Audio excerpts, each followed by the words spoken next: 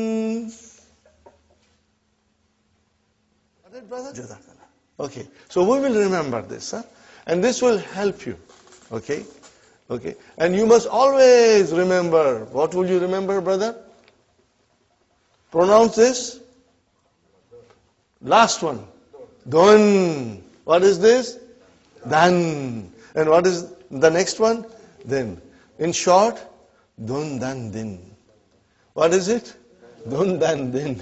That is the way the nouns decline in Arabic. Dun dan din. Okay? Now I compose another song, but I have to, because I'm not a musician, but sometimes I get that inspiration and I do it, you know. Maybe later on I will, inshallah. To refresh you, again I will do it, inshallah. Are you with me, brothers and sisters? So 3 pages from the handout. Huh? Now we go to the main book. Brother, we go to the main book. Ad-darsu awwal. Okay? Hadha. What is, sister, the blue book? Yeah? Blue book, lesson 1. What is the title? What is the title? Hadha. We are learning Hadha. What is Hadha, brother? Most of you know the meaning. What is it? This. Huh? Hadha means this. Okay, but write down near there in your book. Huh? Just write down, brother. What is Hadha? It is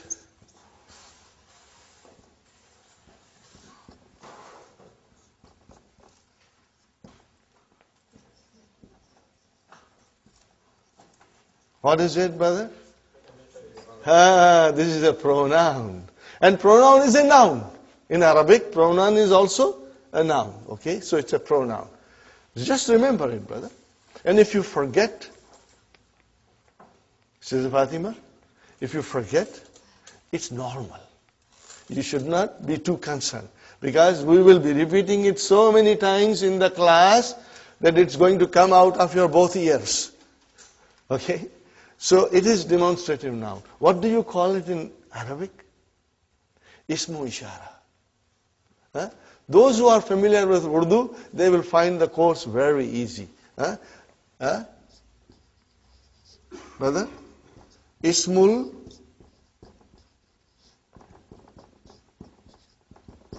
ishara. Huh?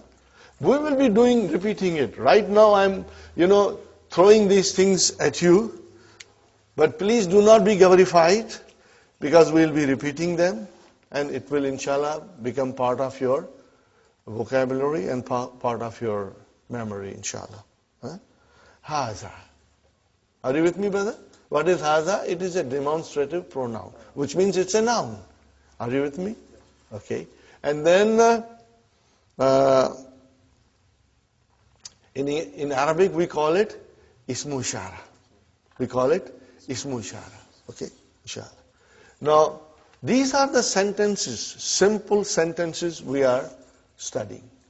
And I'm not going to go in detail, but very soon we'll go in detail, because ours is an intensive course. We will be moving at a steady pace, brother. Now, as you know, you are all supposed to read. You must know how to read, and you will be writing all these things in your book. And the more you read and write, you will become stronger, brother. And in the class, if you are a team of husband and wife, it's a great thing, because you can go home and read to each other and discuss with each other, and it will help. Every day, brother, you got to do your homework. This is just like coming to a college or a university program where you go in the morning to the university, go home and study, come back and learn more. So our course is like that. If you will work hard, you will succeed. If you won't, then it will be a problem. Okay. What is the first? Hada baytun. What is it? Hada baytun. Now, normally, when you speak, you do not say baytun, you say hada bayt. Just like in Quran, when you stop, you give a sukoon. But for our course, we will repeat dun, dan, din, we will repeat, because we want to understand properly. Brother, those who speak Arabic fluently, just like us, we speak English fluently. But do we know the grammar? We don't know the grammar. If somebody asks you, teach me English, you cannot teach English, brother, because you don't know yourself properly. You only speak, you cannot teach. Same way, the people who speak Arabic, when they say Hada Bait, or when they say Muhammad Talib, or Raitu Muhammad, or Marartu bi Muhammad, they are not very sure about the endings. Because that's the way you stop it. You don't put the, pronounce the last. But here in our class, we will pronounce everything. So that we get a good idea of what's going on in the sentence. So you will always be reading Hada Baitun. Hada Baitun. Now tell me, brother and sister, what is the translation? This is a house. Indefinite. Indefinite. This is a house. Okay. Now, I think you have understood this, so I am going to erase it, brother? Haza.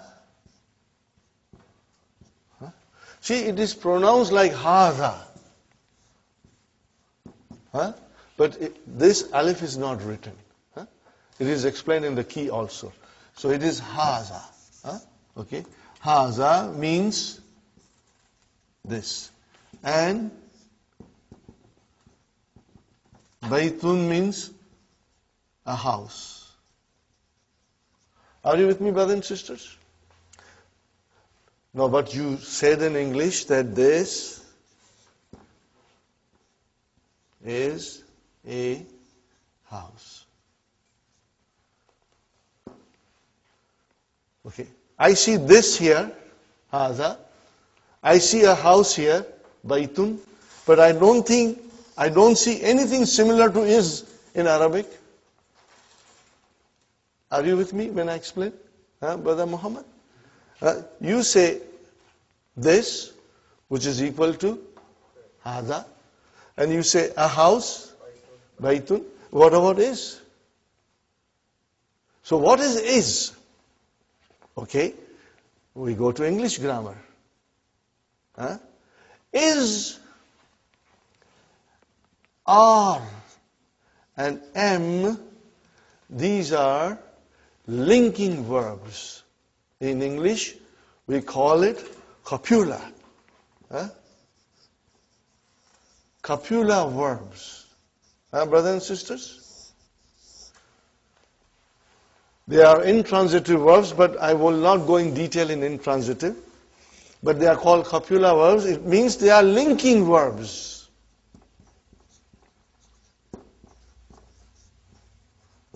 They link one noun with another noun.